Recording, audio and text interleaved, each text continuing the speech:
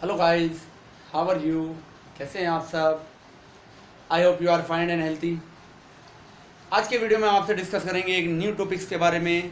कौन सा टॉपिक हमारा? डी ब्लॉक एलिमेंट्स के बारे में हम क्या करेंगे, आपसे डिस्कस करेंगे। इनके ऐसे एलिमेंट्स जिनका लास्ट इलेक्ट्रॉन जो होता है वो क्या होता है, डी ऑर्बिट्स में क्या होता है, फील्ड होता है।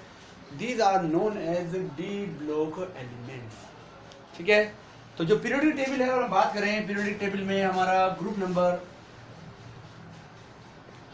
3 to 12 जो हमारा होता है, जो पीरियोडिक टेबल की बात करें तो वो क्या होते हैं, आपके डी ब्लॉक एलिमेंट्स होते हैं। ठीक है, डी ब्लॉक एलिमेंट्स होते हैं। मींस जो पीरियोडिक टेबल है इसमें S block and P block के मिडिल में क्या आते हैं, यहाँ पर आपके जो आते हैं वो डी ब्लॉक एलिमेंट्स आते हैं। ठीक है, तो लास्ट इलेक्ट्रॉन कहाँ फिल कर रहा है आपका, यहाँ पर डी ऑर्बिट में फिल करता है, तो डी ब्लॉक एलिमेंट्स होते हैं। एस में अगर एंट्री करेगा फील्ड होगा तो एस ब्लॉक हो जाएंगे। पी में अगर एंट्री करता है तो पी ब्लॉक होते हैं। एफ में एंट्री करता है तो एफ ब्लॉक एलिमेंट्स होते हैं। ये डिस्कस हो चुका है 11th क्लास में। ठीक है, तो D block element the last electron is filled in D orbitals, then these are known as D block elements. तो डी ब्लॉक एलिमेंट्स के बारे में क्या करेंगे, हम डिस्कस ही करेंगे। ग्रुप नंबर 3 to 12 क्या होते हैं, हमारे डी ब्लॉक एलिमेंट्स होते हैं, अगर हम पीरियोडिक टेबल की क्या कर रहे हैं, बात कर रहे हैं। ठीक है, तो अब जो ये डी ब्लॉक एलिमेंट्स हैं और नॉर्मली क्या होते हैं, ये मेटल होते हैं सारे। क्या है, ये मेटल की फॉर्म में पाए जाते हैं, मेटल्स होते हैं। ठीक है, और पीरियोडिक टेबल की अगर हम बात करें तो ये 4 series, 3D series, 4D series, 5D series और 6D सीरीज में फाउंड होते हैं। जो 6D सीरीज है वो क्या आपकी इनकम्प्लीट है, और ये क्या आपकी, ये तीनों कंप्लीट सीरीज है। ठीक है, ये क्या होती है आपकी 21 से लेकर 30 तक स्टार्ट होती है। ठीक है, ये वाला जो आपका होता है 39 से लेकर और 48 तक होती है। ये आपका 57 से लेकर और आपका 80 तक चलती है। ठीक है, तो ये क्या है, 3 सीरीज है। और ये क्या आपकी आपकी ये 6 सीरीज, ये क्या जल्दी 89 से स्टार्ट होती है, फिर 104, 105, 106, 107 तक। ये क्या इनकम्प्लीट है, ये चलती है। ठीक है, सीरीज जो है हमारी चल रही है। ठीक है, तो 3D यानी कि लास्ट इलेक्ट्रॉन जो 3D ऑर्बिट में फील्ड होगा तो 3D, 4D में होगा तो 4D, 5D में होगा तो 5D, 6D में होगा तो 6D सीरीज क्या होती है, नॉन होती है। ठीक है, तो ये 4 सीरीज में क्या है, डिवाइड किया गया है। ठीक है, और डी ब्लॉक एलिमेंट्स होते हैं, इनको एक अदर नेम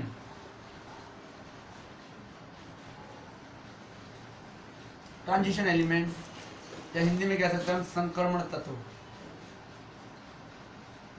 ठीक है, संक्रमण तत्व भी इनको कहा जाता है। What is the reason? देखो, जो डी ब्लॉक एलिमेंट्स होते हैं इनका डी ऑर्बिट्स जो होता है वो इनकम्प्लीट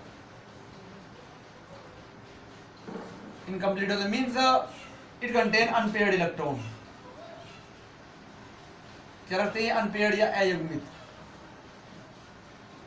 तो those compound which have incomplete d orbits in a ground state or any stable excited state, these are known as transition elements। बात समझ में आ रही है कि ऐसे एलिमेंट्स जिनकी सामान्य अवस्था या किसी भी स्थायी उत्तेजित अवस्था में एक्साइटेड स्टेट में क्या होती है, जो डी ऑर्बिट्स क्या होता है, इनकम्प्लीट होता है, तो these are known as transition elements. ठीक है, तो जो डी ब्लॉक एलिमेंट्स होते हैं उनको जो नॉर्मली कहा जाता है वो ट्रांजिशन एलिमेंट्स के नेम से भी क्या किया जाता है, नोन किया जाता है। क्योंकि इनका क्या होता है, जो डी ऑर्बिट्स होता है लगभग, जो नॉर्मल बात करें तो ऑलमोस्ट का क्या होता है, जो डी ऑर्बिट्स होता है वो क्या होता है, इनकम्प्लीट होता है। तो इन्हें क्या कहा जाता है, ट्रांजिशन एलिमेंट्स भी कहा जाता है। बट कुछ क्या है, इसमें एक्सेप्शन भी है, जिनका डी ऑर्बिट्स क्या है, कंप्लीट है, बट फिर वो को भी क्या कहा जाता है, ट्रांजिशन एलिमेंट्स की सीरीज में ही क्या किया गया है, मेंशन किया गया है। ठीक है, याद रखना है, संक्रमण तत्व होते हैं जिनके नॉर्मल स्टेट यानी ग्राउंड स्टेट और एनी एक्साइटेड स्टेट में स्टेबल स्टेट जो होगी उसमें डी ऑर्बिट्स क्या होगा, इनकम्प्लीट होगा। मींस उसमें अनपेयर्ड इलेक्ट्रॉन्स होंगे। तो these are known as transition elements. ठीक है, और इस चैप्टर में तो आपका रीजन बेस्ड क्वेश्चन आता है, या तो इलेक्ट्रॉनिक कॉन्फ़िगरेशन वगैरह दे देता है, नहीं नॉर्मली जो क्वेश्चन पूछेगा वो रीजन पूछेगा कि इसका रीजन क्या है। ठीक है, कोई एलिमेंट दे देगा कि बताओ इसको ट्रांजिशन एलिमेंट्स क्यों कहा जाता है, कोई दे देगा बताओ इसे ट्रांजिशन एलिमेंट क्यों नहीं कहा जाता है। बताना पड़ेगा। जिसमें अनपेयर्ड इलेक्ट्रॉन्स होंगे वो क्या होंगे, आपका ट्रांजिशन एलिमेंट्स होगा, और जिसमें नहीं होंगे वो क्या कहलाएगा, आपका ट्रांजिशन एलिमेंट नहीं होता। बट क्या है, प्रॉपर्टी सेम होने के रीजन से उसे सीरीज के लास्ट में पोजीशन दे दी जाती है। ठीक है, तो चलिए हम बात करते हैं आगे आपसे जो एलिमेंट्स है डी ऑर्बिट्स में लगभग 30 अबव जो एलिमेंट्स हैं इस सीरीज में अभी प्लेस दिया गया है इनको। ठीक है, तो बात कर लेते हैं मेरे पास 3D सीरीज की, 3D श्रेणी। ठीक है, जो 21 से लेकर कहाँ तक चलती है, 30 तक चलती है। हमने अभी बताया 21 से 30 तक। तो कौन कौन से होते हैं एलिमेंट्स की बात करें, scandium, titanium, vanadium, chromium, manganese, iron, cobalt, nickel, copper, zinc. ठीक है, एटॉमिक नंबर बात करें इनके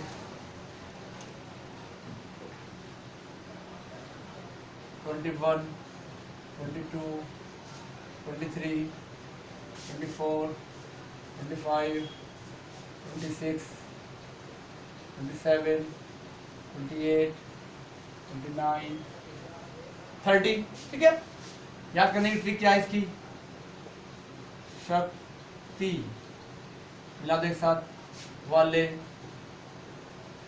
कर्मों से मैं लोहे को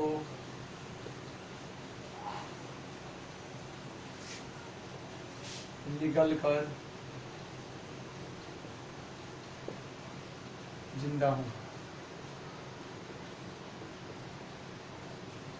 ठीक है, इससे क्या आ जाएगा, याद कर सकते हैं। 4D सीरीज की बात करें जो आपकी 39 से 48 तक क्या होती है, स्टार्ट होती है, चलती है।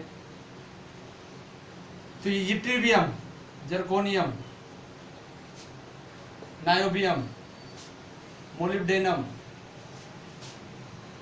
Technetium, ruthenium, rhodium, palladium, mercury, cadmium. ठीक है, तो इसका होता है एटॉमिक नंबर आपको होता है 39, 40, 41, 42, 43, 44, 45, 46, 47 एंड 48। याद कैसे करेंगे, ये जरा, नवाब, मोती, मोती, रुके, रहो, पढ़ेंगे, आज, कूड़े। ठीक है, तो ये क्या आपकी 4D सीरीज है जो कहाँ से स्टार्ट होती है, 39 से लेकर 48 तक चलती है। अब किसी भी सीरीज का जो लास्ट मेंबर है जैसे जिंक है, या आपका इसमें क्रोमियम है, या आपका मोलिब्डेनम है, या आपका कैडमियम है, या सेकंड लास्ट जो आपका कॉपर है, या आपका सिल्वर है। इन ये रेयर मतलब ये एक्सेप्शनल रूप से क्या करते हैं, वर्क करते हैं। तो इनको आपको क्या करना है, याद रखना है। इनका एटॉमिक नंबर क्या है उनको भी याद रखना है। ठीक है, तो अब आगे इनके बारे में बात करेंगे। रीजन आएगा कि रीजन का बेस क्वेश्चन आता है। ठीक है, क्योंकि लास्ट एलिमेंट जो होता है उसका डी ऑर्बिट फील्ड होता है। ठीक है, तो ये ट्रांजिशन एलिमेंट है या नहीं है, क्वेश्चन आ जाता है कि लास्ट और डी और क्या होता है, डी ऑर्बिट्स क्या होता है, फील्ड होता है, फिर भी क्या है ट्रांजिशन, ये ट्रांजिशन एलिमेंट क्यों नहीं माना जाता। ठीक है, ठीक है, तो ये आपका क्या है 3D सीरीज और 4D सीरीज है। स्क्रीनशॉट ले लीजिए आप।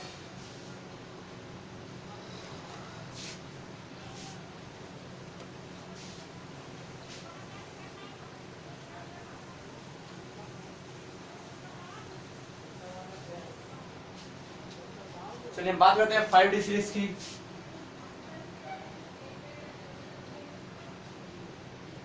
जो आपका लेंथेनम से स्टार्ट होती है, यानी कि आपका 57 से लेकर कहाँ तक चलती है, 80 तक। तो आपको दिखाई दे रहा होगा डिस्टेंस बहुत सारा हो गया, बट बीच में क्या आ जाते हैं, यहाँ पर एफ ब्लॉक एलिमेंट आ जाएंगे। क्या जाएंगे, एफ ब्लॉक के 14 एलिमेंट्स आ जाते हैं। तो इस रीजन से क्या होता है, फिर यहाँ पर आपको क्योंकि 4 में एफ होता है, 4F सीरीज आ जाती है। तो क्या होता है यहाँ पर 57 से 80 तक ये क्या होते हैं, चले जाते हैं। ठीक है, तो बात करें lanthanum,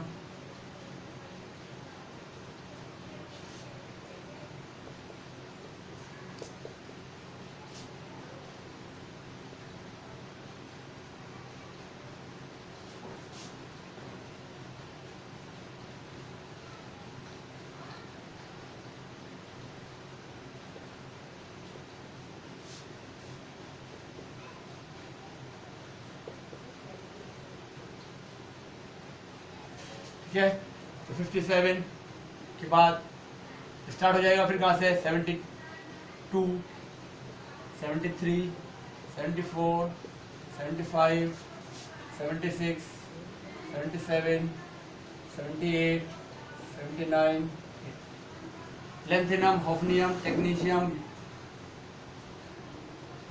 tungsten, rhenium, osmium, iridium, platinum, gold और क्या जाएगा आपका मरकरी क्या जाता है यहाँ पर आ जाता है। ठीक है, तो याद कैसे रखेंगे हम इसे, ला हफ्ता, हफ्ता समझते हैं जो लेते हैं वीकली हफ्ता, वरना रे उससे इधर पिटाई और होगी। ठीक है, तो इस ट्रिक से हम क्या कर सकते हैं, इसे याद कर सकते हैं। ठीक है, ला हफ्ता वरना रे उससे इधर पिटाई और होगी। तो ये क्या हो जाएगा, आप इससे आप क्या कर सकते हैं, याद कर सकते हैं। ये कौन से आपके 5D सीरीज है। ठीक है, 6D सीरीज की बात करें अगर हम, तो 6D क्या है आपकी इनकम्प्लीट है। ठीक है, 4-5 मेंबर इसके हम लिख देते हैं। एक्टिनियम 89 होता है इसका। ठीक है, और अदर फोर्डियम 104 है इसका, डोगोनियम 105 है इसका, और आपका सेगनियम 106 है। इसके बाद आ जाएगा बोहरियम, तो इसका आएगा 106। ठीक है, और चल रही है डिस्कवरी, तो ये भी क्या है, ये एक्टिनोइड सीरीज स्टार्ट करते हैं। क्या करते हैं, एक्टिनोइड। एक्टिनोइड ये क्या करते हैं, यहाँ से लेंथेनोइड सीरीज स्टार्ट करते हैं, लेंथेनोइड्स। इसलिए क्या है यहाँ पर, ये बीच में क्या रहे एफ लोग, यहाँ 4F सीरीज आती है बीच में। कौन सी आती है यहाँ पर, 4F। यहाँ आती है बीच में आपकी कौन सी, 5F। तो इस सीरीज से क्या है, फिर डिस्टेंस बीच में 14 एलिमेंट्स का आता चला जाता है। ठीक है, चलिए स्क्रीनशॉट लीजिए आप इसका।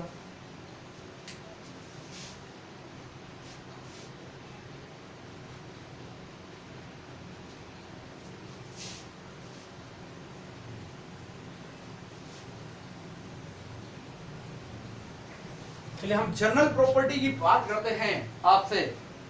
जनरल प्रॉपर्टी मोस्ट इंपोर्टेंट है आपकी। ठीक है, ये जो नीट वगैरह है या आपका बोर्ड एग्जाम है, उसके लिए क्या है, जो आपकी जो ये प्रॉपर्टी हम लिखवा रहे हैं ना, ये बहुत इंपॉर्टेंट है। कौन सी है ये, इलेक्ट्रॉनिक कॉन्फ़िगरेशन।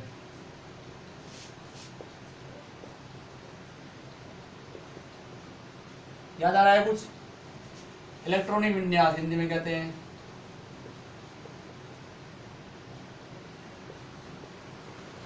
क्या है, इलेक्ट्रॉनिक विन्यास जो आपने बनाया था आहबा के नियम के बेस पर 1s2 2s2 2p6 3s2 3p6 4s2 3d10। इस सीरीज में जो आहबा का रूल था वो याद रखना है आपने। उसी सीरीज में क्या होता है, यहाँ पर जो होगा इलेक्ट्रॉनिक कॉन्फ़िगरेशन फॉर्म्ड किया जाएगा। जिसको याद नहीं है तो हमने सिंपल एक पोएम के बेस भी आपको क्या गया था, बताया था। ठीक है, स्कूल पब्लिक स्कूल के बेस हमने आपको बताया था। ठीक है, तो वो भी, उससे भी आप याद रख सकते हैं। ठीक है, ये जो आहबा का रूल्स है उसके बेस भी हम क्या रख सकते हैं, याद रख सकते हैं। ठीक है, तो इलेक्ट्रॉनिक कॉन्फ़िगरेशन हम लिख देते हैं यहाँ पर। तो आहबा, एक तो है आहबा का rule, आहबा principal.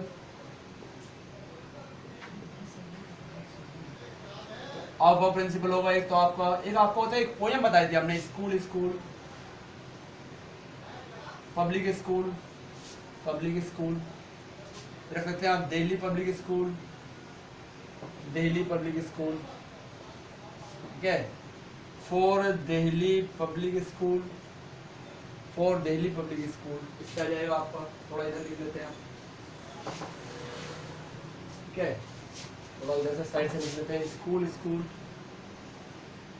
Public school, public school, Delhi public school, Delhi public school, for Delhi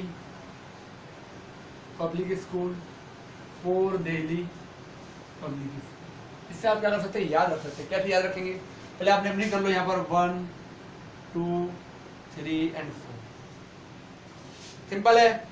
फिर अब ये 1 आया था अगर तो ये आएगा 2s, ये 3s, ये 4s, ये 5s, ये 6s, ये 7s और ये 8s। ठीक है, 2 आया पी पर तो 3s, तो 3p, 4p, 5p, 6p, 7p। ठीक है, नेक्स्ट 3d आया, 4d, 5d, 6d, 4f आया है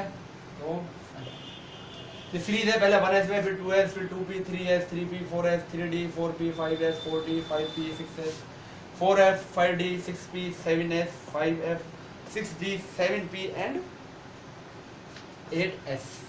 ठीक है, 8s।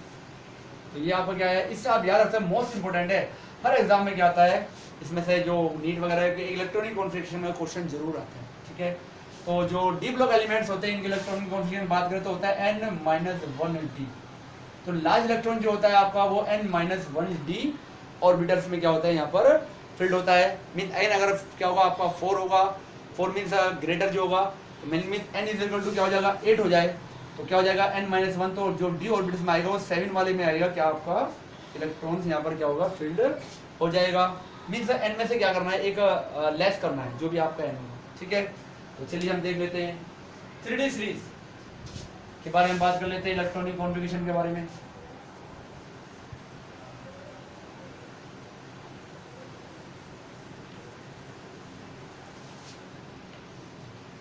थ्री डी सीरीज के इलेक्ट्रॉनिक कॉन्फ़िगरेशन के बारे में बात करते हैं। जो 3D सीरीज है हमारी, 3D सीरीज कहाँ से चलती है हमारी, स्कैंडियम से लेकर जेड तक।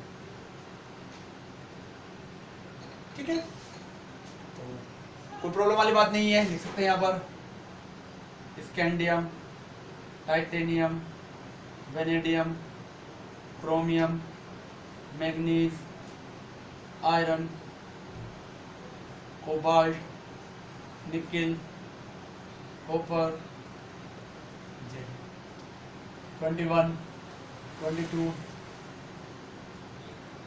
23, 24, 25, 26, 27, 28, 29।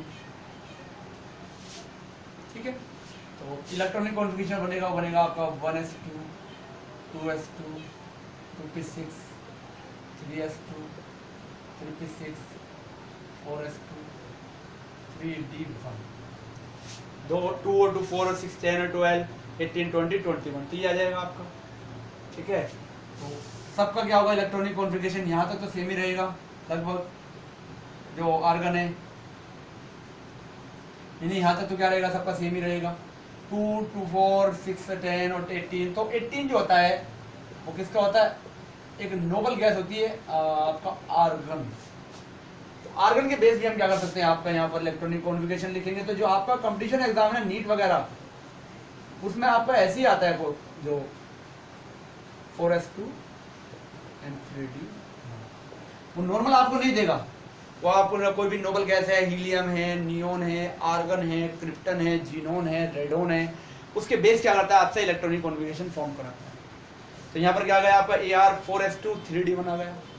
ठीक है, तो इतना सारा नहीं लिखना है, 18 आते ही क्या आ जाएगा, 18 को आप क्या लिखो यहाँ पर Ar लिख दो, 10 होता है तो 10 को क्या लिख देते आप Ni लिख देते, नियोन लिख देते, 36 हो जाए 36 को क्या लिख दोगे आप क्रिप्टन लिख जाओगे, 54 आ जाए तो 54 से अबाव को आप जीनोन लिख सकते हो, फिर रेडोन लिख सकते हैं 86 से अबाव वाले। ठीक है, तो हम यहाँ सब में क्या करेंगे, नॉर्मल ये यूज करेंगे Ar। ठीक है, Ar Ar Ar Ar Ar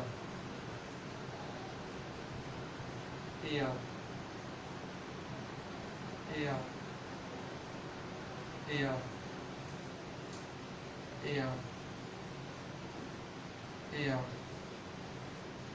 Ar। ठीक है, चलिए अब हम बात कर लेते हैं 4s2 3d1, तो यहाँ आएगा 4s2 3d2 आ जाएगा। फिर वेनेडियम आ जाएगा तो 4s2 3d3 आ जाएगा, फिर 4s1 3d4 आ जाएगा, ठीक है, फिर 4s1 3d5 आ जाएगा, 4s2 3d5 आ जाएगा, 4s2 3d6 आ जाएगा, 4s2 3d7 आ जाएगा, 4s2 3d8 आ जाएगा, 4s1 3d10 आ जाएगा, 4s2 3d10 आ जाएगा। ठीक है, अब आपको यहाँ दिखाई दे रहा होगा क्रोमियम एंड कॉपर, दोनों क्या हैं आपके मोस्ट इंपोर्टेंट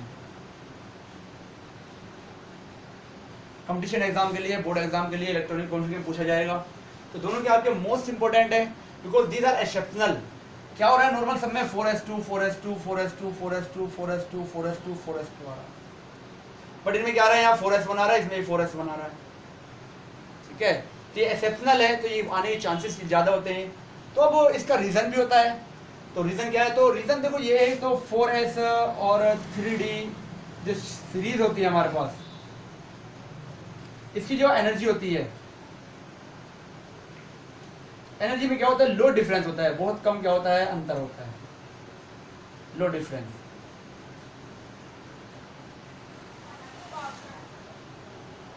लो डिफरेंस होता है, जिस रीजन पे क्या होता है, इलेक्ट्रॉन जो होते हैं वो क्या होते हैं, 4s से क्या होता है 3d में इजीली मूव करने के चांसेस होते हैं। पहली कंडीशन ये है।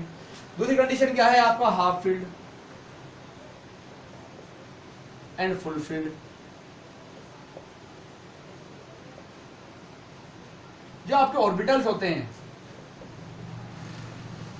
वो मोर स्टेबल होते हैं एज कंपेयर टू अदर्स। यानी कि आपका जो हाफ फील्ड कोई भी ऑर्बिटल्स है, यानी कि जिसमें हाफ फील्ड कम है, जैसे हमारे पास डी है, डी ऑर्बिटल्स में कितने होते हैं, 5 होते हैं, 5 इसमें पार्ट्स हैं, तो 1 2 3 4 5 6 7 8 9 10। तो अगर 5 आ रहे हैं तो वो होगा आपका हाफ फील्ड, और 10 आ रहे हैं तो क्या होगा आपका फुल फील्ड होगा। तो जो हाफ फील्ड होते हैं या फुल फील्ड जो आपके जो भी ऑर्बिट्स होंगे, these are more stable as compare to others. तो उससे कंपैरिजन में क्या होते हैं, ये क्या होते हैं, थोड़े मोर स्टेबल होते हैं। तो इस रीजन से एलिमेंट जो चाहता है वो स्टेबल कंडीशन चाहता है। तो स्टेबल कंडीशन को फाउंड करने के लिए, गेन करने के लिए क्या करते हैं, ये जो होते हैं ना, इसके 4s के इलेक्ट्रॉन को अपनी ओर को अट्रैक्ट कर लेते हैं, because the energy difference is very much low. Energy difference क्या होता है, बहुत लो होता है, बहुत हायर एनर्जी डिफरेंस इसमें नहीं होता है। तो इस रीजन से क्या हो जाता है, यहाँ पर जो हमारा ये दोनों जो है ना, क्रोमियम जो मीन्स जो हाफ फील्ड या फुल फील्ड के नियरेस्ट आ रहे हैं, तो क्या करते हैं, इलेक्ट्रॉन को अपनी ओर अटैक कर लेते हैं और क्या कर लेते हैं, फुल फील्ड कंडीशन में चले जाते हैं। नहीं तो 9 रहता तो लेस स्टेबल होता, यहाँ पर क्या होता है 4 होता तो लेस स्टेबल होता है, 4s2 4 3d4 होता है अगर, तो 4 वाला 5 की कंपेरिजन में लेस स्टेबल होता है। तो मोर स्टेबिलिटी फाउंड करने के बेस में तो क्या होता है, ये इलेक्ट्रॉन को अपने ओर अटैक करके हाफ फील्ड और फुल फील्ड कंडीशन को गेन कर लेते हैं। इस रीजन से क्या होते हैं, ये एक्सेप्शनल होते हैं। तो यहाँ क्वेश्चन बन सकता है आपका, क्वेश्चन रीजन का बनेगा, इसमें एक नॉर्मल क्वेश्चन देगा और रीजन से बेस्ड क्वेश्चन पूछे, तो पूछ सकता है क्रोमियम और कॉपर जो होते हैं आप वो प्रिंसिपल को फॉलो नहीं करते हैं, व्हाई, या these are exceptional, what is the reason, ऐसे क्वेश्चन पूछ सकते हैं। ठीक है, तो ये क्या आपका क्वेश्चन इस टाइप से बन सकते हैं जो नीट वगैरह है सारे कंपटीशन एग्जाम में। तो हम जो भी क्वेश्चन आपके रीजन बेस्ड बनने वाले हैं वो हम आप साथ से क्या कर रहे हैं, सारे के सारे डिस्कस कर लेंगे। ठीक है, तो चलिए हम अभी आगे इसी सीरीज की बात करते हैं। अब हम बात करते हैं, देखो जो लास्ट मेंबर हमने कहा था, इंडिकेट किया था कि Zn, कैडमियम एंड जो हमारा मरकरी है, these are not called transition element, not a transition element. Board exam में क्वेश्चन आया हुआ है, Zn का है, शायद क्वेश्चन कराएंगे तो आपको बताएंगे कौन सा आया हुआ है। तो ये क्या है, ट्रांजिशन एलिमेंट नहीं है, व्हाट इज द रीजन। तो हमने अभी आपको बताया था क्या, व्हाट इज द रीजन, कि जो एलिमेंट डी ऑर्बिटल्स क्या होते हैं, जिन ऑर्बिटल्स का डी ऑर्बिटल्स क्या, सॉरी जिन एलिमेंट्स का डी ऑर्बिटल्स क्या होता है, इनकम्प्लीट होता है। इनकम्प्लीट मींस समझ रहे हैं क्या होगा, अनपेयर्ड इलेक्ट्रॉन्स होंगे, अनपेयर्ड इलेक्ट्रॉन्स होंगे तो ही ट्रांजिशन एलिमेंट्स होगा। कौन सी स्टेट में, ग्राउंड स्टेट, ग्राउंड स्टेट और any excited state, stable state, stable state. तो क्या होगा, अगर क्या हो रहा है आपका डी ऑर्बिट्स क्या हो रहा है, अनपेयर्ड इलेक्ट्रॉन कंटेन है, इनकम्प्लीट है, then these are known as transition elements कहलाएगा, ट्रांजिशन एलिमेंट्स होगा। इफ कंप्लीट है though then these are not a transition elements. बात समझ आ रही है ना, नोट क्या है, ट्रांजिशन एलिमेंट्स है। तो अब अगर जिंक की बात करें तो जिंक को देखो यहाँ पर, तो हमारे डी ऑर्बिट्स क्या है यहाँ पर, कितने हैं यहाँ पर 10 और 10 इलेक्ट्रॉन फिल हो रहे हैं। अच्छा अब बात करें इसकी एक्साइटिड स्टेट की, तो +2 ऑक्सीडेशन नंबर को एक्साइटिड स्टेट को रिप्रेजेंट कर देगा। +1 क्या होती है, इसकी स्टेबल नहीं होती है, +2 जो होती है वो स्टेबल होती है, ठीक है। तो अब +2 में भी क्या आएगा, यहाँ पर आपके s ऑर्बिट्स के इलेक्ट्रॉन निकल जाएंगे, 4s2 चला जाएगा, d में कितने होंगे यहाँ पर, अभी भी 10 रहेंगे। तो 10 इलेक्ट्रॉन होने के बेस पे, 10 इलेक्ट्रॉन होने के रीजन से, तो क्या होता है यहाँ पर जो होता है आपका जो जिंक होता है नॉट ए ट्रांजिशन एलिमेंट। ऐसे हम बात करें कैडमियम की, तो कैडमियम कभी एक्साइटेड स्टेट नॉर्मल स्टेट में, या मरकरी की एक्साइटेड स्टेट और नॉर्मल स्टेट में क्या होता है, डी ऑर्बिट्स क्या होता है वो फील्ड होता है। जो मरकरी होता है वो +1 और +2 दोनों को क्या करता है, मर्क्यूरिक और मर्क्यूरस दोनों ऑक्सीडेशन नंबर को रिप्रेजेंटेड करता है, बट डी ऑर्बिट्स कंप्लीट होता है। ऐसे इसमें क्या होता है, इसका भी डी ऑर्बिट्स क्या होता है, कंप्लीट होता है, ठीक है ना। 5s2 और 4d10 होता है, तो +2 कैडमियम में रिप्रेजेंटेड करेगा। तो वहाँ इस रीजन से क्या होता है, कैडमियम जिंक कैडमियम और मरकरी को क्या कहा जाता है, हम क्या मानते हैं, ट्रांजिशन एलिमेंट नहीं मानते। तो हमने आपसे 3 या 4 अभी तक हम रीजनल बेस से क्वेश्चन आपसे डिस्कस कर चुके हैं। आप उनको नोट करते चले जाए क्वेश्चन को, और उनका आंसर नीचे मेंशन करते चले जाए कि क्वेश्चन जो आएगा इसमें से रीजन बेस से आएंगे। 1 नंबर का 1 मार्क्स का जो आता है आपका बोर्ड एग्जाम में सिंपल आता है, 3 मार्क्स का चैप्टर है, इजी है, छोटा सा चैप्टर है, ज़्यादा लॉन्ग चैप्टर भी नहीं है, ठीक है। तो रीजन बेस्ड क्वेश्चन जरूर आते हैं इसमें से, तो हम डिस्कस करते रहेंगे टाइम टू टाइम जैसे भी आता रहेगा। तो जैसे हमने आपसे 3 और 4 क्वेश्चन डिस्कस कर चुके हैं अभी तक, ठीक है। तो रीजन बेस्ड, तो ये हमने बता दिया कि क्यों इनको ट्रांजिशन एलिमेंट नहीं माना जाता। चलिए ठीक है, अब नेक्स्ट क्वेश्चन यहाँ बन सकता है आपका, यही इलेक्ट्रॉनिक कॉन्फ़िगरेशन की बात करते हैं अभी हम। चलिए हम बात कर लेते हैं, अब जो हमारा सेकंड लास्ट एलिमेंट है, जैसे हमारे यहाँ कॉपर है, या जो हमारा 4D सीरीज होगी उसमें आपका सिल्वर आ जाएगा, 5D जो आपकी सीरीज होगी उसमें आपका गोल्ड आ जाएगा, जो सेकंड लास्ट आपका मेंबर्स हो, ठीक है। सेकंड लास्ट जो मेंबर होता है उसकी बात कर लेते हैं, ठीक है। तो अब हम बात करने लगे, जैसे हमने आज बताया कि जिनका डी ऑर्बिट्स क्या होता है, कंप्लीट होता है, तो these are not a transition element. तो अब बात आ जाए कॉपर की बात कर लें हम, या सिल्वर की बात कर लें। कॉपर और सिल्वर की हम दोनों की बात कर लें कि इनका डी ऑर्बिट्स क्या है, कंप्लीट है, क्या है, डी ऑर्बिटल कंप्लीट, ठीक है। बट क्या है, फिर भी क्या माना जाता है, ये ट्रांजिशन एलिमेंट। चलो हम केवल कॉपर की बात करते हैं, हम 3D सीरीज ही ले रहे हैं ना, तो कॉपर की ही बात कर लेते हैं। तो 3D क्या है, यहाँ पर कॉपर है हमारा, तो डी ऑर्बिटल क्या है, इसका कंप्लीट है, बट फिर भी ये क्या है, ट्रांजिशन एलिमेंट है। तो व्हाट इज द रीजन, बिल्कुल सही बात है कि डी ऑर्बिटल रिप्रेजेंट हो रहा है कि कंप्लीट है, बट फिर भी क्या है, ये ट्रांजिशन एलिमेंट है। तो इसका रीजन क्या है, तो इसका भी कुछ ना कुछ पर्टिकुलर रीजन तो होगा। तो अभी हमने आपको एक चीज बताई थी कि नॉर्मल ग्राउंड स्टेट और एनी एक्साइटेड स्टेट में अगर डी ऑर्बिट्स क्या है आपका इनकम्प्लीट हो रहा है, अनपेयर्ड इलेक्ट्रॉन कंटेन कर रहा है, then these are known as transition element. तो हम बात करें जो कॉपर होता है वो +1 एंड +2 ऑक्सीडेशन नंबर रिप्रेजेंटेड करेगा, ठीक है। तो +1 में क्या होगा, ये वाला इलेक्ट्रॉन यहाँ से रिमूव हो जाएगा, और +2 में क्या होगा, यहाँ से एक इलेक्ट्रॉन रिमूव हो जाएगा।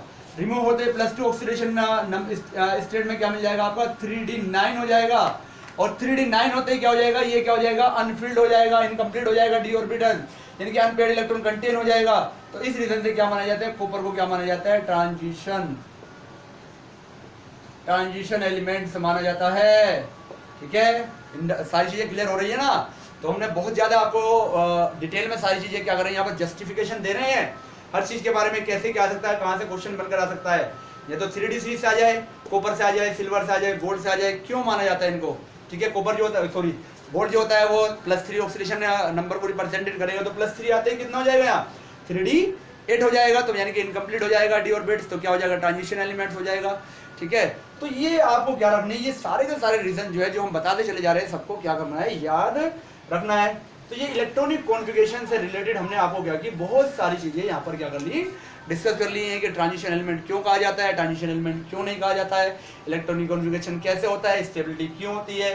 ठीक है, तो ये क्या है, ये सारी की सारी इलेक्ट्रॉनिक कॉन्फ़िगरेशन रिलेटेड क्या थी, चीजें थी। चलिए आप स्क्रीनशॉट लेना चाहते हैं तो इसका ले सकते हैं, वैसे आपने ले लिया होगा स्क्रीनशॉट इसका।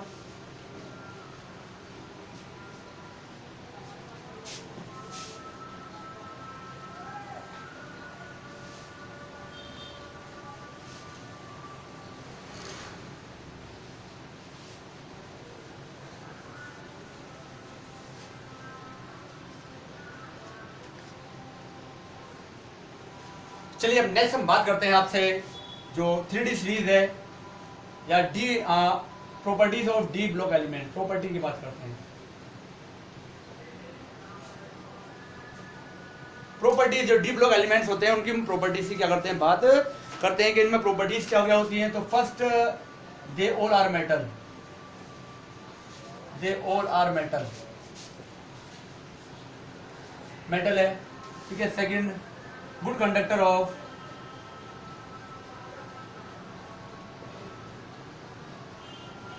Heat and electricity.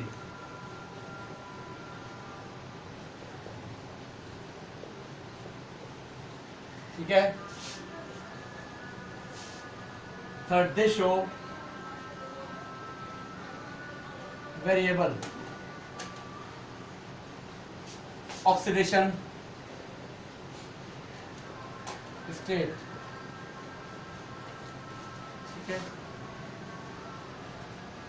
They show catalytic properties, catalytic properties. फिर दे शो पैरामैग्नेटिक कैरेक्टर।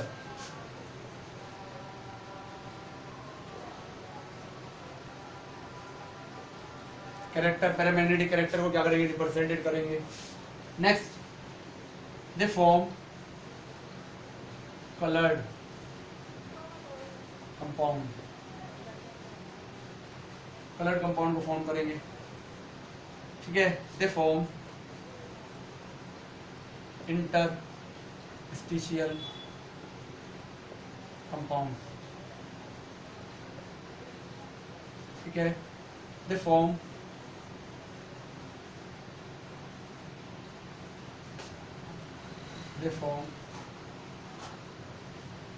एलोइस। क्या करेंगे, एलोइस को क्या करते हैं, फॉर्म करते हैं। तो ये क्या है, इनकी कुछ प्रॉपर्टीज हैं। ठीक है, तो क्या है, ऑल मेटल्स होते हैं good conductor of heat and electricity, यानी कि क्या होते हैं, चालक किसके, ऊष्मा और विद्युत के चालक होते हैं। वेरिएबल मीन्स परिवर्ती या एक से अधिक परिवर्ती ऑक्सीकरण अवस्था को प्रदर्शित करते हैं। ऑक्सीडेशन स्टेट समझ रहे होंगे आप, ऑक्सीकरण अवस्था।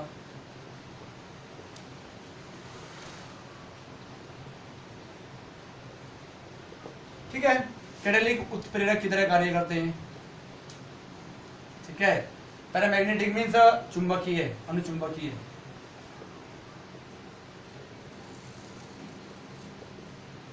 कैरेक्टर को रिप्रेजेंटेड करते हैं। कलर्ड मीन्स रंगीन, कंपाउंड को फॉर्म करते हैं। इंटरस्टेशियल होता है अंतराकाशी।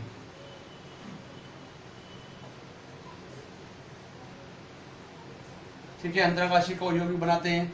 एलोई मीन्स मिश्र धातु है। तो इस प्रकार से क्या करते हैं, ये वेरी मैनी प्रॉपर्टीज को क्या करते हैं, ये रिप्रेजेंटेड करते हैं। ठीक है, चलिए स्क्रीनशॉट ले लीजिए आप। इनके बारे में हम सबके बारे में क्या करेंगे, डिस्कस करेंगे। व्हाट इज द रीजन, इसका रीजन क्या है, सबके बारे में क्या किया जाएगा, डिस्कस किया जाएगा। चलिए आप क्या लीजिए, इसका स्क्रीनशॉट ले लीजिए।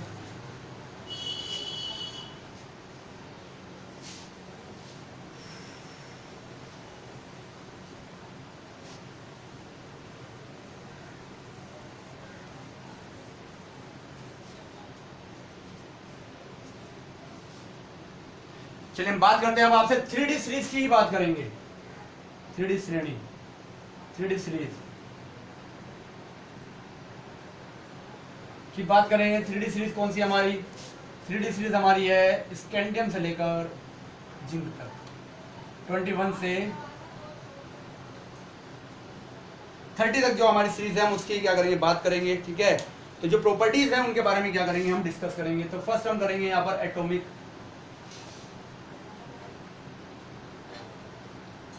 Radius and ionic radius, radii, ionic radii. ठीक है, एटॉमिक रेडियाई और आयनिक रेडियाई के बारे में हम क्या करेंगे, आपसे यहाँ पर डिस्कस करेंगे। ठीक है, रेडियाई कह सकते हैं, रेडियस कह सकते हैं, एक ही बात है, रेडियाई या रेडियस, रेडियस लिख सकते हैं आप। ठीक है, एक ही चीज है, इसके बारे में क्या करेंगे, डिस्कस करेंगे। अब पहले ये पता होना चाहिए कि हमें एटॉमिक रेडियस क्या होती है और हमारा आयनिक रेडियस क्या होती है। पहले तो हमें ये नोन होना चाहिए, जब तक ये नोन नहीं होगा तो हम क्या करेंगे, हमें पता नहीं चलेगा किस चीज़ की हम क्या कर रहे हैं, बात यहाँ कर रहे हैं, डिस्कस किसका चल रहा है। तो हमें क्या होना चाहिए, पहले जस्टिफिकेशन होना चाहिए कि कंपाउंड मतलब बात किसकी चल रही है। तो बात करें पहले, देखो हमारे पास क्या होती है, न्यूक्लियस होता है, इसमें क्या होती है, शेल्स होती है, कक्षाएं, मान लिया बहुत सारी कक्षाएं हैं इसमें। अब ये न्यूक्लियस से यहाँ आउटर मोस्ट ऑर्बिट में इलेक्ट्रॉन मूव कर रहे हैं यहाँ पर।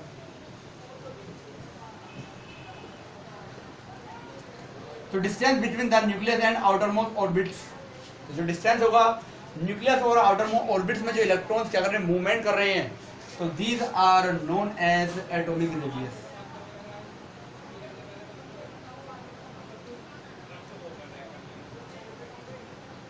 अच्छा, अगर हम बात करें तो इसमें जो हमारी जो प्रॉपर्टी को हम डिस्कस करेंगे ना, वो हम क्या करते हैं, परपेंडिकुलर नहीं करते, हॉरिजॉन्टल क्या करते हैं, यानी कि हम क्या करते हैं, लंबवत, इस टाइप से क्या करते हैं, हम इसे डिस्कस नहीं करेंगे। हम डिस्कस जो करेंगे वो क्या करेंगे, ऐसे करेंगे, परपेंडिकुलर यानी कि लंबवत हम डिस्कस नहीं करते हैं, हम क्या करते हैं, क्षैतिज यानी कि हॉरिजॉन्टल डिस्कस करेंगे, परपेंडिकुलर डिस्कस नहीं करेंगे। परपेंडिकुलर क्या करते हैं, डिस्कस नहीं करते हैं, ओनली क्या करते हैं, हम यहाँ डिस्कस करते हैं। इस ऊपर से नीचे अगर आप देखो अप डाउन तो प्रॉपर्टी डिफरेंस हो जाएंगी, सेम नहीं आएंगी। ठीक है, तो हम डिस्कस जो करेंगे वो क्या करेंगे, movement of left to right जो मूवमेंट होगा उसके बेस हम क्या करेंगे, यहाँ पर आपसे डिस्कस करेंगे किसी भी प्रॉपर्टीज के बारे में बात करें अगर हम।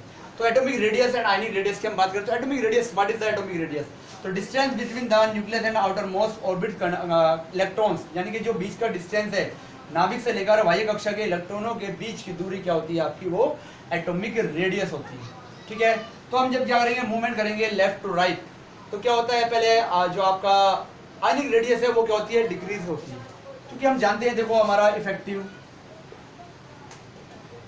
न्यूक्लियर चार्ज यानी कि प्रभावी नाभिकीय आवेश,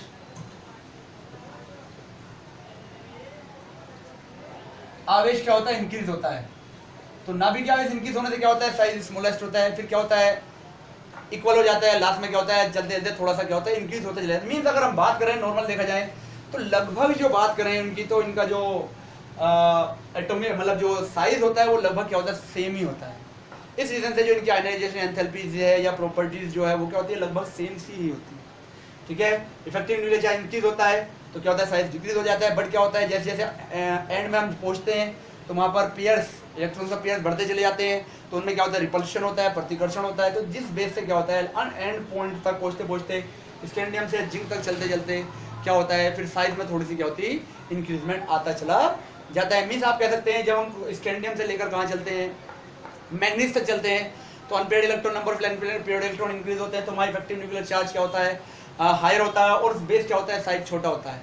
बट जैसे क्या होता है, आप आयरन पर जाओगे तो वहाँ पेयर्स बनना स्टार्ट होंगे, तो पेयर्स बनते क्या होता है, थोड़ा सा रिपल्शन स्टार्ट हो जाता है, तो क्या होता है वहाँ पर साइज जो होता है एंड तक पहुँचते पहुँचते थोड़ा सा क्या हो जाता है, इंक्रीज हो जाता है। क्वेश्चन ये आ जाए, देखो ये भी एक रीजन का क्वेश्चन आता है, आज आप क्वेश्चन ये भी कि स्टार्टिंग में क्या होता है, साइज जो होता है डिक्रीज होता है, बट एंड पॉइंट तक पहुँचते पहुँचते क्या होता है, साइज जो होता है वो इंक्रीज हो जाता है। व्हाट इज द रीजन, तो ये भी क्वेश्चन बन सकता है आपका, रीजन बेस स्पेस से भी क्वेश्चन बन सकता है। तो सारे रीजन के क्वेश्चन आपने याद रखने हैं, सारे क्वेश्चन हम आपसे क्या कर रहे हैं, डिस्कस कर रहे हैं। अब वो आपकी क्वालिटी है, आपकी कैपेसिटी है कि आप रीजन वाले क्वेश्चन को कहाँ तक, कितना एग्जाम टाइम तक कितना स्टोर करके रखते हैं। ठीक है। तो ये क्या है आपका आयनिक रेडियस की बात कर रहे हैं, तो आयनिक रेडियस यहाँ से यहाँ तक का हो जाएगा आपका, ठीक है। अब हम बात कर सॉरी एटॉमिक रेडियस, आयनिक नहीं एटॉमिक रेडियस की बात करते हैं, ठीक है। अब हम बात करते हैं आयनिक रेडियस। आयनिक क्या होती है, तो जो आपकी एटॉमिक रेडियस है वही आयनिक रेडियस है। अब आप सोचोगे कि जब एटॉमिक रेडियस और आयनिक रेडियस दोनों एक ही चीजें हैं तो दो नाम अलग अलग क्यों हैं? या तो कहोगे यार या तो किताब लिखने वाला पागल है या सर पागल है। आप सोच सकते हो कि सर कह रहे हैं कि दोनों चीजें एक ही है, एटॉमिक रेडियस और आयनिक रेडियस दोनों एक चीजें हैं, तो अलग अलग क्यों है? थोड़ा सा डिफरेंस है। डिफरेंस क्या है? आयन क्या होता है? आयन होता है जब चार्ज आ जाता है उसके ऊपर, यानी कि चार्ज टू टाइप का होता है, तो होता है हमारा पॉजिटिव चार्ज, ये क्या होता है हमारा नेगेटिव चार्ज। तो जब हमारा पॉजिटिव या नेगेटिव चार्ज आता है तो चार्ज बेस क्या होता है, जब चार्ज आ रहा है, जब किसी भी एलिमेंट्स पर क्या आता है चार्ज आता है तो आयन कहते हैं। जैसे हम लिखते हैं यहाँ पर Na, तो ये होगा आपका एटम, और हम लिखते हैं यहाँ पर Na प्लस, तो ये हो जाएगा आपका आयन, ठीक है। Cl लिखे तो एटम होगा, Cl माइनस लिखे तो आयन होगा। तो माइनस वाले हमें डिस्कस करना ही नहीं है, ठीक है। हमको तो क्या करना है, यहाँ पर ये सारे मेटल्स हैं, तो मेटल्स में क्या होता है इलेक्ट्रॉन को रिमूव करने की टेंडेंसी होती है, तो क्या होगा सबके ऊपर पॉजिटिव चार्ज मिलेगा। तो किसी भी आयन के न्यूक्लियस से आउटर मोस्ट ऑर्बिट्स में जो इलेक्ट्रॉन प्रेजेंट है उसके मिडिल का जो डिस्टेंस होता है, these are known as ionic radius. नाभिक से लेकर बाह्य कक्षा में उपस्थित इलेक्ट्रॉनों के बीच की दूरी यदि आयन है तो उसको क्या कहा जाएगा, आयनिक रेडियस कहा जाएगा। और अगर हमारा एटम है, न्यूट्रल है, सिंपल है, तो क्या कहा जाएगा, उसको एटॉमिक रेडियस कहा जाएगा। तो एटॉमिक रेडियस और आयनिक रेडियस दोनों चीजें क्या हो गई, क्लियर हो गई, ठीक है। अब हम बात कर सकते हैं, यहाँ एक और क्वेश्चन बन सकता है जो आपने 9th में, 10th में, 11th में भी पढ़ा होगा, ठीक है। तो जो आपका एनायंस होता है और कैटायंस होता है, जो आपका कैटायंस है, कैटायंस होता है जो आपका धनायन होता है, ठीक है, धनायन, ठीक है। धनायन किसे कहते हैं, जिसके ऊपर पॉजिटिव चार्ज है, इंग्लिश में कैटायन कहते हैं जिसको, ठीक है। तो इसका साइज जो होता है वो क्या होता है, लेसर होता है, किससे, जो एटम नॉर्मल होगा उससे लेसर होगा। ये क्वेश्चन आ सकता है, व्हाट इज द रीजन, जो आयन है the size of ion is lesser as compare to the atom, what is the reason, यानी कि जो आपका एटम है उसका साइज क्या होता है, ग्रेटर होता है as compare to the ion. क्योंकि यहाँ जो आयन बन रहा है, जो कैटायन धनायन कहेगा या कैटायन कहेगा, तो जो बन रहा है, फॉर्म हो रहा है, ठीक है, तो उसकी बात यहाँ पर की जा रही है, ठीक है। तो रीजन क्या है, रीजन क्या है, देखो रीजन ये है कि जो हमारा आउटर मोस्ट ऑर्बिट्स में जब इलेक्ट्रॉन होते हैं तो न्यूक्लियस क्या करता है, सबको अट्रैक्ट करता है अपनी ओर को, सब पर अट्रैक्शन फोर्स होता है, सबको अट्रैक्ट करता है, ठीक है, इस साइड से अट्रैक्ट करता है। बट क्या करता है, जैसे इलेक्ट्रॉन रिमूव होगा तो न्यूक्लियस की पावर तो वही की वही है, सेम ही है, इलेक्ट्रॉन का रिमूवल हो रहा है, न्यूक्लियस की पावर डिक्रीज नहीं हो रही है। बात यह ध्यान रखने की है कि न्यूक्लियस की पावर डिक्रीज नहीं हो रही है, ओनली इलेक्ट्रॉन का रिमूवल हो रहा है, नंबर ऑफ इलेक्ट्रॉन डाउन हो रहे हैं। तो जितनी पावर से पहले 10 इलेक्ट्रॉन को मीन्स 2, 4, 6, 8, 10 इलेक्ट्रॉन को क्या कर रहा था, अट्रैक्ट कर रहा था, उतने से क्या करेगा, 9 से करेगा। तो 9 के करने से क्या होता है, जो इलेक्ट्रॉन जो होता है, मतलब मीन्स क्या होता है, जो साइज जो होता है थोड़ा सा डिक्रीज हो जाता है, ठीक है। तो क्योंकि इफेक्टिव न्यूक्लियर चार्ज जैसे जैसे इंक्रीज होगा तो उस बेस क्या होता है, साइज जो होता है आपका डिक्रीज होता चला जाता है। तो जो आपका धनायन होगा या आपका कैटायंस होता है, उसकी जो मीन्स क्या कहते हैं, जो साइज होता है, जो आयनिक रेडियस की बात करें, वो एटम से क्या होती है, थोड़ी सी क्या होती है, लोअर होती है, ठीक है। तो ये क्या है एटॉमिक रेडियस के और आयनिक रेडियस के बारे में हमने आपसे क्या है पूरी डिटेल में क्या किया, डिस्कस किया है। स्क्रीनशॉट लेना चाहे तो आप ले सकते हैं।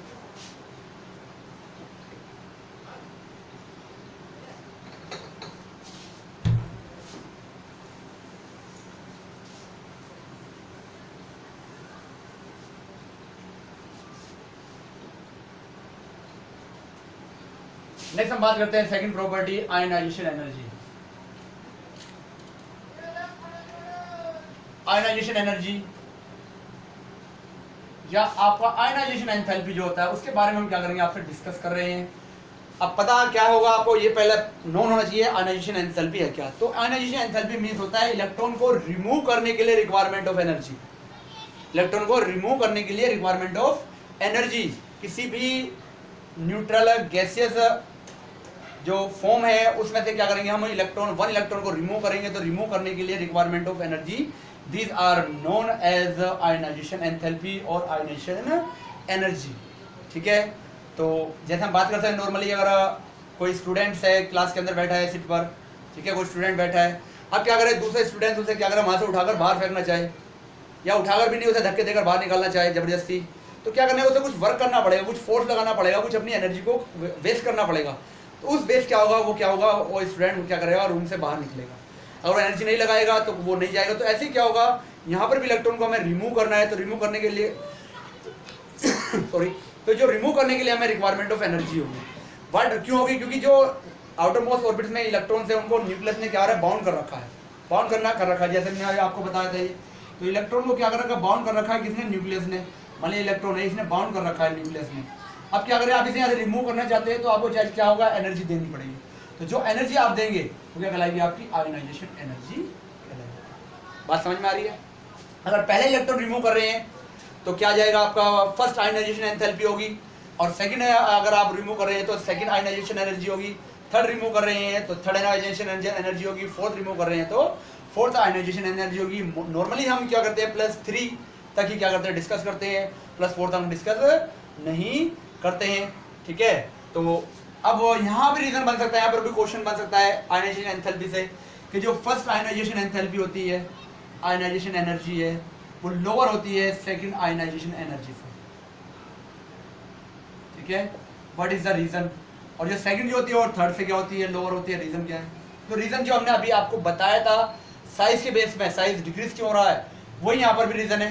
क्योंकि जैसे जैसे नंबर ऑफ इलेक्ट्रॉन डाउन होंगे तो क्या होगा, अट्रैक्शन फोर्स बढ़ा, मतलब जो बचे हुए जो इलेक्ट्रॉन होंगे उस पर nuclear effective nuclear charge increase हो जाएगा। तो उस रीजन से आप क्या करोगे, नेक्स्ट इलेक्ट्रॉन को निकालने के लिए आपको क्या होगी, मोर एनर्जी की रिक्वायरमेंट होगी। मींस अगर इसको 10 किलो जूल एनर्जी दिए तो यहाँ आपको 12 किलो जूल एनर्जी की रिक्वायरमेंट पड़ेगी। ठीक है, 10 दिया तो 12, और आगे जितने भी आप चलोगे तो उतना क्या होती है, रिक्वायरमेंट ऑफ एनर्जी क्या होती है, इंक्रीज होती चली जाती है। तो फर्स्ट आयोनाइजेशन एंथैल्पी की वैल्यूज डाउन होगी और सेकंड आयोनाइजेशन एंथैल्पी की वैल्यूज क्या होगी, हायर होगी। नेक्स्ट क्वेश्चन यहाँ बन सकता है कि जो 3D सीरीज है, उसके जो सीरीज की बात कर रहे हैं स्टैंडियम से लेकर Zn तक, उसकी जो आयोनाइजेशन एनर्जी है या आयोनाइजेशन एंथैल्पी है, आयनन ऊर्जा हिंदी में कहते हैं, लिख देते हैं आयनन ऊर्जा, उसमें क्या होता है 6 to 10 का ही क्या होता है, डिफरेंस होता है। बहुत यानी कि क्या होता है, मिनिमम क्या होता है यहाँ पर डिफरेंस पाया जाता है। यानी कि electron volt 6 to 10 electron volt का ही क्या पाया जाता है, डिफरेंस पाया जाता है। किसका, 6 to 10 इलेक्ट्रॉन वोल्ट का डिफरेंस पाया जाता है। What is the reason. तो रीजन क्या है, अभी हमने आपसे थोड़ी देर पहले डिस्कस किया था कि जो इनके साइज होते हैं, ठीक है, क्या होते हैं, साइज जो होते हैं लगभग क्या होते हैं, सिमिलर से ही होते हैं। साइज सिमिलर होते हैं, तो साइज सिमिलर होने से क्या होता है, जब इलेक्ट्रॉन को रिमूव करोगे तो रिमूव करने के लिए भी लगभग सेम सी एनर्जी की रिक्वायरमेंट होगी। क्योंकि जब साइज क्या है, भाई अगर एक व्यक्ति 50 किलो का है, एक 52 किलो का है, एक 51 किलो का है, एक 48 किलो का है, एक 49 किलो का है, अब कोई उन्हें उठा रहा है तो लगभग क्या होगा, सेम सी क्या होगी, उसे उठाने के लिए सेम सी एनर्जी की रिक्वायरमेंट होगी। ज़्यादा डिफरेंट मतलब बहुत ज़्यादा हायर की मतलब बहुत ज़्यादा डिफरेंस ऑफ एनर्जी नहीं आएगा। मीन्स एक अगर 50 किलो वाला और एक 60 किलो वाला आ जाए तो दोनों को उठाने में आपको बहुत ज़्यादा वर्क करना पड़ेगा। बट जब साइज लगभग एक होगा, वेट लगभग एक होगा, तो उठाने के लिए क्या होगी, आपको ज़्यादा नॉर्मल मतलब जो ज़्यादा डिफरेंस ऑफ एनर्जी आपको फाउंड नहीं होगा। तो इस रीज़न से इनके साइज क्या होते हैं, एटॉमिक साइज जो होते हैं वो क्या होते हैं, लगभग सिमिलर होते हैं। ठीक है ना। तो इस बेस क्या होता है, इनके जो आयनाइजेशन एंथैल्पीज होती हैं वो क्या होता है, उसमें भी क्या पाया जाता है, बहुत ही क्या पाया जाता है, कम डिफरेंस पाया जाता है। ठीक है, अब हम बात कर लेते हैं इसके बेस, थोड़ी सी और बात करेंगे कि जो इनकी सेकंड आयनाइजेशन एंथैल्पीज है उसकी जो वैल्यूज है वो मोर इंपॉर्टेंस है। सेकंड आयनाइजेशन एंथैल्पी क्या है आपकी, इंपॉर्टेंस किसके लिए, जो आपका 3D सीरीज की बात कर रहे हैं हम, उसके लिए सेकंड, फर्स्ट की बात नहीं कर रही, फर्स्ट इतनी इंपॉर्टेंट नहीं है। तो सेकंड आयनाइजेशन एंथैल्पीज जो है उसकी वैल्यूज जो है वो क्या है, वो आपकी क्या है, मोर इंपॉर्टेंट है। What is the reason, reason क्या है, क्योंकि देखो आप कॉपर और स्कैंडियम की अगर बात करें तो कॉपर और स्कैंडियम को छोड़कर ऑल एलिमेंट +2 ऑक्सीडेशन स्टेट को रिप्रेजेंटेड करते हैं। क्या करते हैं, ऑल जो होते हैं +2 ऑक्सीडेशन स्टेट को रिप्रेजेंटेड करते हैं। तो इनकी सेकंड आयनाइजेशन एंथैल्पीज की जो वैल्यूज होती हैं वो क्या मानी जाती है, मोर इंपॉर्टेंट मानी जाती हैं as compare to the first ionization enthalpy माना जाता है। ठीक है, तो ये क्या है, ये भी रीजन आ सकता है, क्वेश्चन पूछ जाए। तो 3 या 4 क्वेश्चन हमने डिस्कस कर लिए। फिर बात करें क्रोमियम और कॉपर की। क्रोमियम और कॉपर की जो आयनाइजेशन एंथैल्पीज होती है उसकी वैल्यूज क्या होती है, थोड़ी सी हायर होती है एज कंपेयर टू अदर्स। ठीक है, तो अभी हमने थोड़ी देर पहले डिस्कस किया था कि जो हाफ फील्ड होता है, क्या होता है, हाफ फील्ड, और जो हमारा फुल फील्ड होता है, हाफ फील्ड ऑर्बिटल है और हमारा फुल फील्ड ऑर्बिटल है, वो क्या होते हैं, उनकी स्टेबिलिटी क्या होती है, थोड़ी सी हायर होती है। तो जब स्टेबिलिटी क्या है, हायर है, तो स्टेबिलिटी हायर होने के बेस क्या होता है, इन्हें इनमें से इलेक्ट्रॉन को रिमूव करना भी हमें क्या होता है, थोड़ा सा एनर्जी क्या होती है, रिक्वायरमेंट ऑफ एनर्जी क्या होती है, हमें थोड़ी सी हायर देनी होती है। तो इस रीजन से क्या होती है, क्रोमियम और कॉपर की जो आयनाइजेशन एनर्जी की अगर हम बात करें, तो आयनाइजेशन एनर्जी जो होती है वो क्या होती है, थोड़ी सी हायर होती है as compare to the others. जो हम बात करें उनके कंपेरिजन में क्या बात करें, थोड़ी सी क्या होती है यहाँ पर हायर कंडीशन में पाई जाती है। ठीक है, तो चलिए इसका भी स्क्रीनशॉट ले लीजिए आप फटाफट।